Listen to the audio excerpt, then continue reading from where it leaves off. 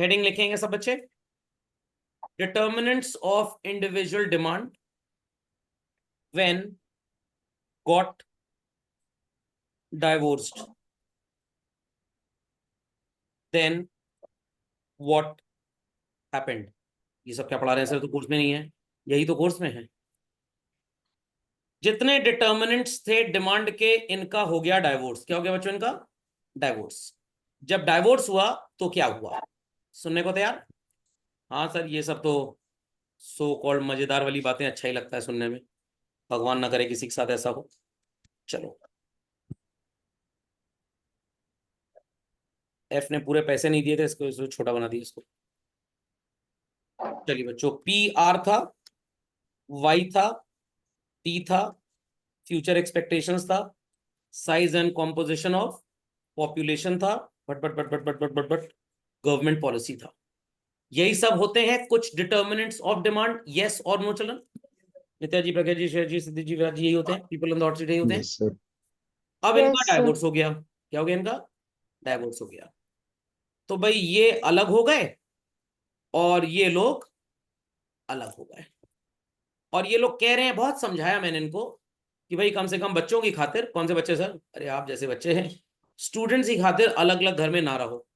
ये कह रहे हैं जब अलग घर में रहेंगे तभी हमको बच्चे समझ पाएंगे। तो मैंने कहा अच्छा, अगर ऐसी बातों में कुछ सच्चाई है तो चलो अलग अलग रह लो, कोई समस्या की बात नहीं है। तो आप पूछेंगे सर इसमें से हस्बैंड कौन है और वाइफ कौन है? तो मैं आपको बता दूं, ये हस्बैंड है, इसका कोई साथी नहीं है, बेचारा अकेला है। वाइफ, इसके बहुत ढेर सारे लोग हैं, मोहल्ले वाले भी इसकी हेल्प को आएंगे और पड़ोसी भी आ जाएंगे। सर पड़ोसी और मोहल्ले वाले में फर्क क्या हुआ? अरे पड़ोसी मतलब बगल वाले, और मोहल्ले वाले मतलब और दो चार घर छोड़ के। इनके रिश्तेदार भी सब साथ में होंगे। दलित दर किसको बोला जाएगा? पीएक्स। समझ में आ गया? चलिए, तो अब हम हस्बैंड का नाम आपको बता देते हैं क्या है। हस्बैंड का नाम है क्वांटिटी डिमांडेड। क्या नाम है हस्बैंड का? Quantity demanded. ये कैसा नाम है सर?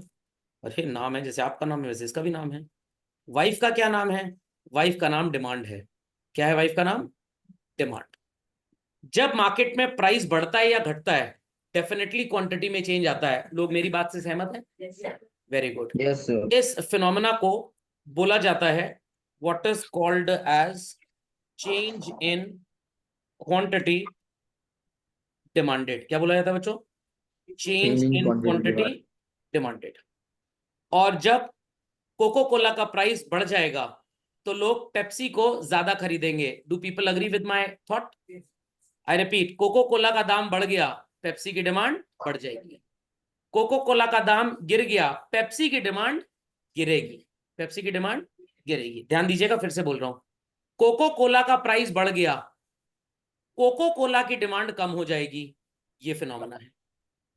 कोको कोला का दाम बढ़ गया, पेप्सी की डिमांड बढ़ जाएगी। ये फिनोमेना है। नहीं समझे बात को? आपने किसी को कुछ बोल दिया, वो दुखी हो गया, ये है। आपने किसी को कुछ बोला बट दुखी मैं हुआ, तो ये कॉन्सेप्ट है।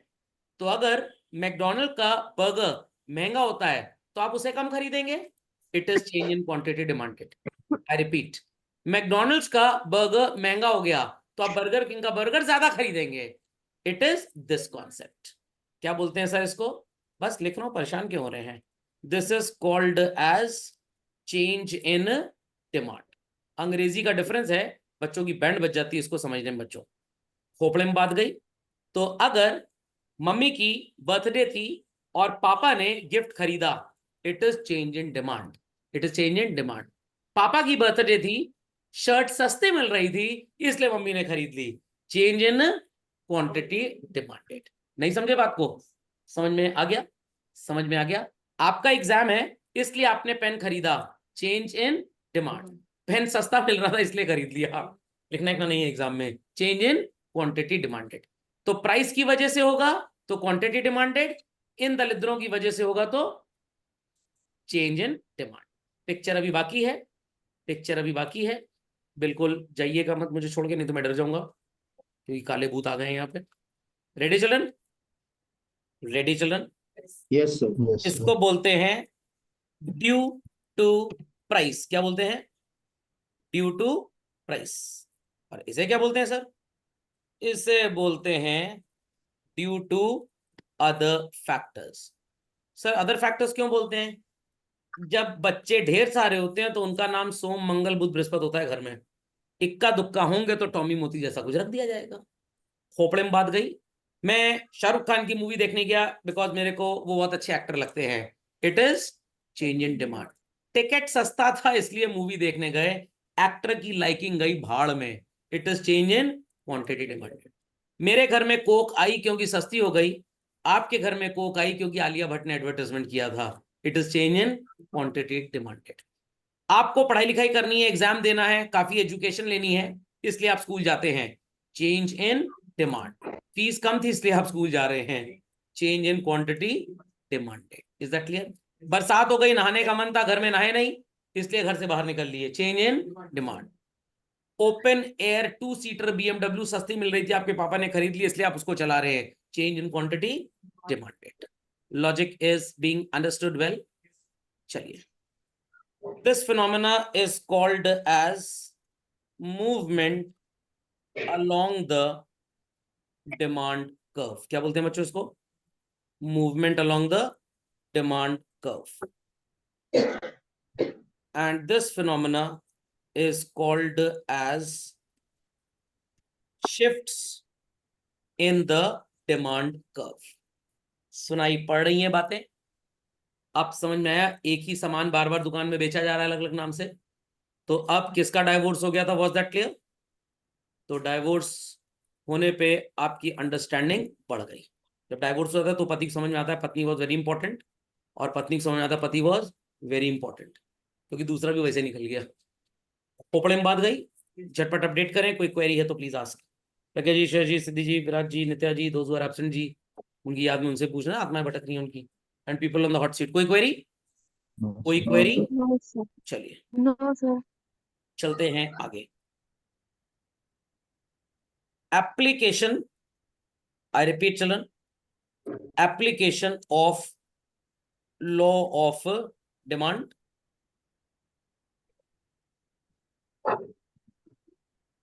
और यहां लिखेंगे no application of law of demand.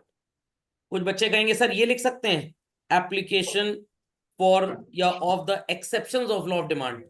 लिख सकते हैं, किताब में कहीं लिखा नहीं है, आप कंफ्यूज हो जाएंगे, टीचर आपके मार्क्स काट लेंगे एग्जाम लेवल पे। तो इसलिए मैं थोड़ा सा अवॉइड करता हूं इसको लिखवाने को। ये लिख लीजिए, ये चलेगा, कोई प्रॉब्लम की बात नहीं है। Done this? Done this? Done this? Done this? Yes जो सर। गूंगे बहरे हैं वही बता सकते हैं। Yes sir. 100 रुपए की कमोडिटी थी, 200 पीस खरीद रहे थे। कितना बच्चों? 200 पीस खरीद रहे थे। सुनाई पड़ रहा है? सुनाई पड़ रहा है? यस सुनाई पड़ रहा है? Yes, sir. कमोडिटी हो गई 90 रुपीज की। You started buying 300 pieces. How many pieces? 300 pieces. This phenomena is called as extension या expansion of demand. क्या बोलते हैं बच्चों? Extension या expansion of demand. बाजार में कमोडिटी जो आप खरीदने जा रहे हैं 100 रुपए की थी, पहले 90 की हो गई। Now it turns to be quite expensive and 120 की हो गई, और आप सिर्फ और सिर्फ खरीद रहे हैं 80 पीस। This is called as contraction of demand. Any doubts? Many doubts on this children? Any doubts? Many doubts on this? No, sir. समझ में आ गया भाई?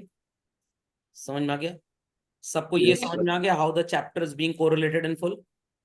पहली चीज जो आपने पढ़ी थी उसी को आप बढ़ाते जा रहे हैं। Shall I proceed further? Yes sir. ध्यान से सुनिएगा।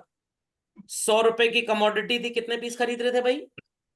कितने पीस खरीद रहे थे भाई? 200 पीस। कितने पीस? 200 पीस। चलिए चलते हैं आगे, करते हैं इंक का colour change. Ready everybody? Ready Yes, everybody? sir. चलिए ध्यान से सुनिएगा, बहुत ध्यान से सुनिएगा, बहुत ध्यान से सुनिएगा। मार्केट में कमोडिटी का प्राइस तो अभी भी 100 है। आई रिपीट चिल्ड्रन, अभी भी 100 है। पता नहीं लोग कितने हबशी टाइप के हैं और ज्यादा खरीदते जा रहे हैं। क्या रीजन हो सकता है सर? ये कमोडिटी जो है ना, ये कोक है। क्योंकि पेप्सी महंगी हो गई है, 150 रुपए की बोतल मिल रही है, तो 100 रुपए की कोक सस्ती लग रही है लोगों को, तो पेप्सी वाले बाहर कोक खरीदने आ गए, इसलिए 200 की जगह 300 हो गया। सर फ्यूचर एक्सपेक्टेशन है कल से महंगा हो जाएगा, आज दनादन खरीद लो जितना खरीदना है। सर कंज्यूमर का टेस्ट एंड प्रेफरेंस फेवरेबल हो गया है, दनादन खरीदे जा रहे हैं। और बच्चे दल इधर मानते ही नहीं, कह रहे कोल्ड ड्रिंक पियेंगे, कोल्ड ड्रिंक पियेंगे। और घर में कोलिन की जगह, हार्पिक की जगह आजकल कोल्ड ड्रिंक लाई जा रही है कमोड साफ करवाने के लिए, इसलिए इन चीजों की डिमांड बढ़ गई। तो moral of the story is same price and more quantity. Yes और नो चलन? इसको बोलते हैं बच्चों इंक्रीज इन डिमांड। अंग्रेजी में इंक्रीज और एक्सटेंशन तो सिनोनिमस लगता है, बट इकोनॉमिक्स में फर्क हो जाता है। मैं एक चीज बच्चों आपको और सिखा रहा हूं, और ये चीज आपके बुक में आपको नहीं मिलेगी, इसलिए ध्यान से मेरी बात को सुनिएगा। कुछ एडवांस बुक्स में आपको ये चीजें मिल जाती हैं। 100 रुपए का कमोडिटी था, कितने का? 100 रुपए का। रुकिए थोड़ा इसको मैं ठीक कर लूं, just hold on children, just hold on. ठिंग ठिंग ठिंग मिंग मिंग मिंग। हाँ चलिए भाई, आ गया concept. Same price more quantity. चलो भाई रुपीज अंकल तुम चलो इधर, थोड़ा बदतमीज टाइप के हैं, मानते नहीं है मेरी बात। हाँ भाई चलिए, अगर मैं आपसे कहूं कि ये कमोडिटी 120 रुपए की हो जाए, कितने की हो जाए बच्चों? 120। सब भूल जाइए, जो पूछ रहा हूं सिर्फ इतना बोलिएगा। अगर इसका दाम बढ़ा तो लॉ ऑफ डिमांड के हिसाब से वी शुड बाय लेस। नहीं समझे? 100 की थी, हम 200 पीस खरीद रहे थे। अगर ये महंगी हो गई तो लॉ ऑफ डिमांड के हिसाब से we should buy less. Less. 100 रुपए में अगर 200 पीस खरीद रहे हैं तो 120 में थोड़ा सा कम खरीदेंगे। कम उसे खरीदेंगे। बता दो कितना कम, कुछ भी बोल दो चलेगा। 140 पीस, 160 पीस, 170, कुछ भी बट 200 से कम, कुछ भी बट 200 से कम। ये कंज्यूमर अभी भी 200 पीस ही खरीद रहा है। तो रिलेटिवली, आई रिपीट चिल्ड्रन, रिलेटिवली, आई रिपीट रिलेटिवली, खरीदना चाहिए 120 रुपए में थोड़ा सा कम। क्या ये कम खरीद रहा है? ये दलिद्र उतना ही खरीद रहा है जितना 100 में खरीद रहा है, तो कंपैरेटिवली ये ज्यादा खरीद। सब लोग आपकी उम्र में 5 रोटी खाते हैं, आप 4 ही खाते हैं, तो आप अंडर नरिश हुए कि नहीं हुए? आपके अंदर स्ट्रेंथ की कमी नहीं है। 2 घंटा पड़ोसी को मारे तो मर गया था वो। बट डॉक्टर बोलता है कि आपकी उम्र पे हर बच्चा अगर 3 रोटी खा रहा है और आप 2 खा रहे हैं, तो मेडिकल साइंस में आप अंडर नरिश्ड हैं। पोपड़े में बात गई, वीक नहीं है, अंडर नरिश्ड हैं। तो 100 रुपए में अगर हम 200 यूनिट खरीद रहे हैं तो लॉ ऑफ डिमांड के हिसाब से 120 में we should buy less. Are we buying less? We are buying still 200। तो कंपेरेटिवली लेना चाहिए 200 से कम, बट आप ले रहे हैं स्टिल 200। इसको भी बच्चों इंक्रीज इन डिमांड ही बोला गया है।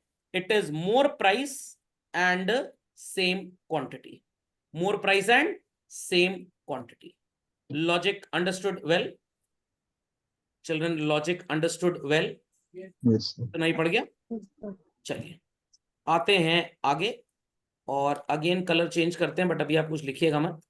तैयार है सुनने के लिए? कमोडिटी अभी भी 100 है, पता नहीं लोगों को क्या हो गया, 80 पीस ही खरीद रहे हैं बस। कितने पीस खरीद रहे हैं?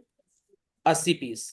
तो it is same price and less quantity, same price and less quantity. खोपड़े में बात गई चलन, same price and less quantity. Logic understood well? अगर बाजार में सामान 70 रुपए का हो जाए, आई रिपीट चिल्ड्रन, कितने का हो जाए? 70 रुपए का, तो लॉ ऑफ डिमांड के हिसाब से अगर आप 100 रुपए में, आई रिपीट चिल्ड्रन 100 रुपए में 200 यूनिट खरीदते हो, तो 70 में तो थोड़ा सा ज्यादा खरीदोगे। बट पता नहीं क्या है, ये तो उतना ही खरीद रहा है। आई रिपीट चिल्ड्रन, ये तो उतना ही खरीद रहा है, मतलब it is less price and same quantity. तो relatively we are buying, I repeat relatively we are buying less, relatively we are buying less. दाम गिर गया, लॉ ऑफ डिमांड के हिसाब से we should buy more. Are we buying more? No. तो जो second point मैंने बताया बच्चों, ये 11th क्लास के लेवल पे खूब बुक्स में आपको मिलेगा ही नहीं, तो इसको याद रखिएगा। ये भी होता है, कहीं को पता लगा आप सीयूटी में एमसीक्यू में फंस ना जाए। Logic understood well? Logic understood well? Logic understood well? Yes, sir. Yes, sir. ध्यान दीजिएगा, प्राइस के गिरने से अगर ज्यादा खरीदें तो एक्सटेंशन, और प्राइस के बढ़ने से कम खरीदें तो कॉन्ट्रैक्शन। सेम प्राइस पे ज्यादा खरीदें तो इंक्रीज, सेम प्राइस पे कम खरीदें तो डिक्रीज। ये सिलेबस है आपका। अगर बढ़ी हुई प्राइस पे उतना ही खरीदें then to it is increase, घटी हुई प्राइस पे उतना ही खरीदें इट इज डिक्रीज। सुनाई पड़ गई बात? इसकी ग्राफबाजी अगले लेक्चर में होगी। झटपट इसको अपडेट करें बच्चों।